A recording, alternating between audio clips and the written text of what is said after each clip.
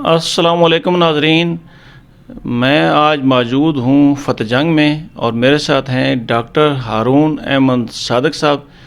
ان نے P H D بھی کر رکھی ہے اور صدارتی ایوارڈ یافتہ بھی ہیں۔ یہ گورنمنٹ ہائی اسکول نمبر 1 فتح جنگ میں معلم ہیں۔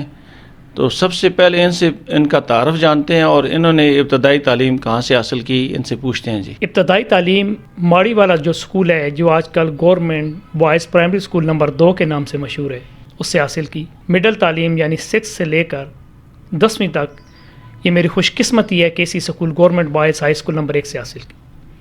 اس کے بعد government degree college Fateh Jang سے میں نے ایف اے اور بی اے کیا۔ اسی اسکول میں پڑھانے کا موقع مل رہا ہے۔ اپنی اعلیٰ تعلیم کے متعلق ہمیں کچھ بتا دیں۔ جی، میں نے اس ایف اے اور B A government degree college Fateh Jang سے کیا۔ اس کے بعد میں نے L L B Rawalpindi law college سے کیا۔ ایک میں نے ایم اے اسلامیات پنجاب یونیورسٹی سے کر رکھا ہے اور ایک ایم اے اسلامیات میں نے علامہ اقبال اوپن یونیورسٹی سے کر رکھے۔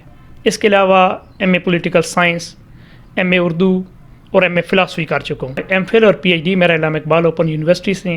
اپنی ملازمت اور تدریس کے حوالے سے کچھ بتا دیں۔ میں نے بطور ایس ایس ای سب سے پہلی میری جوائننگ ہے گورنمنٹ بوائز ہائی اسکول ہتار میں۔ اس کے بعد 5 سال وہاں میں نے تدریس کرنے کے بعد میری ٹرانسفر ہو گئی تھی گورنمنٹ بوائز ایلیمنٹری اسکول پھامڑا جگیر میں بطور ہیڈ۔ وہاں تقریباً میں نے 6 سال سروس کرنے کے بعد اس کے بعد 2016 تک میں as a assistant education officer Fateh Jang رہا ہوں۔ آج دن تک government boys high school number 1 میں بطور سیکنڈری اسکول ٹیچر اپنی فرائض سر انجام دے رہا ہوں۔ آپ نے ذکر کیا کہ آپ نے ایل ایل بی بھی کر رکھا ہے، فرسٹ ڈویژن بھی حاصل کی ہے، پھر آپ وکالت کے شعبہ کی طرف کیوں نہیں گئے؟ میں نے تقریباً 2 مہینے وکالت کی کیونکہ میری تمام فیملی جو ہے وہ ایجوکیشن سے ریلیٹڈ ہے، شعبہ تعلیم سے، ٹیچنگ سے ریلیٹڈ ہے۔ میری والدہ بھی ٹیچر تھیں، میری ہمشیرہ، میرے جتنے بھی کزنز اور خالائیں ہیں وہ تمام ٹیچنگ کے شعبے سے منسلک ہیں۔ میرا ایک پیشن تھا ٹیچنگ میں آنا، اس لیے میں ٹیچنگ کے شعبے رہا ہوں۔ آپ نے ایم اے اسلامیات، اردو، سیاسیات کی ہے اور پھر ایم فل اور پھر پی ایچ ڈی بھی کی ہے۔ آپ اردو، سیاسیات اور فلسفہ کی طرف کیوں نہیں آئے؟ دیکھیں، میں آپ کو حقیقت یہ بتا رہا ہوں کہ میری جو سب سے زیادہ دلچسپی اسلامیات میں تھی اور پھر میں ایک ہی فیلڈ کو آگے لے کر چلنا چاہتا تھا، اس لیے پھر میں نے اسلامیات میں ایم فل اور پی ایچ ڈی کی ہے۔ آپ نے ایم فل اور پی ایچ ڈی کے مقالے کس موضوع پر لکھے ہیں؟ جی، یہ بہت اچھا آپ نے سوال کیا ہے۔ میرا ایم فل کا جو مقالہ تھا وہ میرے جو سپروائزر تھے اس وقت کے ڈین ڈاکٹر باقر خان حقوانی صاحب، ان کے مشاورت سے رکھا تھا اور وہ بہت ہی اہم ٹاپک تھا۔ مقالے کا ٹاپک تھا وہ تھا عہد نبوی کے تابعین۔ یہ بہت ہی ایک انوکھا ٹاپک تھا۔ اس کی وجہ یہ تھی کہ عہد نبوی میں تابعین کا کنسیپٹ ہی نہیں ہے، یعنی ایسے لوگ جو آپ صلی اللہ علیہ وسلم، ایسے مشہور تابعین لوگ جو آپ صلی اللہ علیہ وسلم کے دور میں موجود تھے لیکن ان کی آپ صلی اللہ علیہ وسلم سے ملاقات ثابت نہیں ہے۔ ان میں سے 2 مشہور شخصیات جس طرح حضرت اویس کرنی رضی اللہ تعالیٰ عنہ ہیں اور شاہ حبشہ نجاشی ہیں، یہ بہت مشہور شخصیات تھیں لیکن ان کی حضور سے ملاقات ثابت نہیں ہے۔ ایسی شخصیات پر تھا۔ پی ایچ ڈی کا جو میرا مقالہ ہے وہ ہے ضلع اٹک کے علماء کی قرآنی اور تفسیری خدمات کا تحقیقی جائزہ۔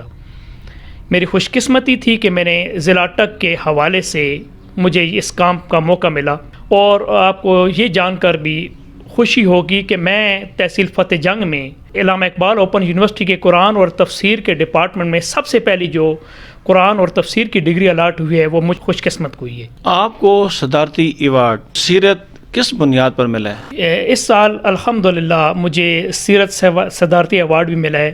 یہ وزارتی مذہبی امور کی طرف سے ہر سال ایک ٹاپک اناؤنس ہوتا ہے جس پر ملک کے اور بیرون ملک کے تمام لوگوں کو لکھنے کی دعوت دی جاتی ہے، اور ان میں سے پھر وہ جو اس پر بہتر لکھتے ہیں اس میں سے مقابلہ ہوتا ہے، وہ اس میں سے پھر چوائس کرتے ہیں کہ کون اس اہل ہیں کہ ان کو صدارتی ایوارڈ دیا جائے۔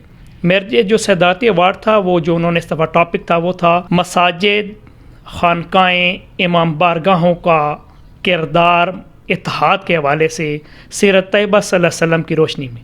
اس پر مجھے الحمدللہ اس سال صدارتی ایوارڈ ملا ہے۔ آپ نے کچھ مقالہ جات اور مضامین لکھے ہیں، وہ شائع بھی ہوئی ہیں؟ جی بالکل، ضلع اٹک کی قرآنی اور تفسیری خدمات جو میرا ٹاپک کا عنوان تھا وہ شائع ہوا ہے۔ اس کے علاوہ قاضی زید الحسینی صاحب بہت مشہور عالم دین حضروں یعنی اٹک کے گزرے ہیں، ان کے حوالے سے میرا ٹاپک شائع ہوا ہے۔ اس کے علاوہ میں 4-5 کانفرنسز میں اپنے مقالہ جات بھی پڑھ چکا ہوں. یہ کل ہی انٹرنیشنل سیرت کانفرنس منعقد ہوئی ہے کراچی میں. اس کے حوالے سے میری جو عنوان تھا مقالے کا وہ تھا وباؤں سے تحفظ کے لیے ماحولیاتی تعلیمات اور ہماری ذمہ داریاں سیرت طیبہ صلی اللہ علیہ وسلم کی روشنی میں. یہ میں نے پیش کیا ہے. اس کے علاوہ غازی یونیورسٹی میں تھا جو میرا اس کا عنوان تھا role and responsibilities of person associated with educational institutes. اس کے علاوہ پنجاب یونیورسٹی میں خواتین کے حقوق تفریح کے حوالے سے اس طرح مختلف سیمینارز میں میں نے اپنے مقالہ جات اور اپنے کانفرنس میں پڑھے. آپ PhD اسکالر ہیں.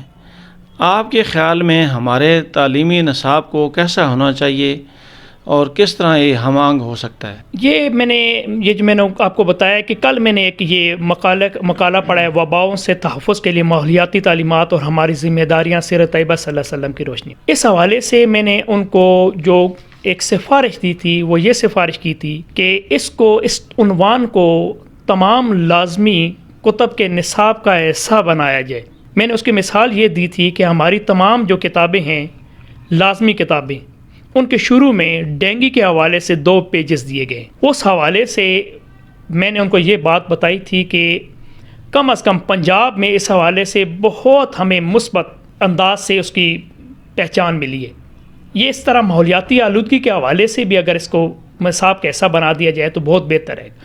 جو آپ کا سوال نصاب کے حوالے سے، نصاب اب جو وہ انہوں نے یونیفارم نصاب کر دیا ہے، اور ایک جو سب سے اہم میں آپ کو بات بتانے جا رہا ہوں، جو سب سے بہتر بات میری نظر میں جو انہوں نے قرآن فہمی کو نصاب کا حصہ اور لازمی نصاب کا حصہ بنا دیے.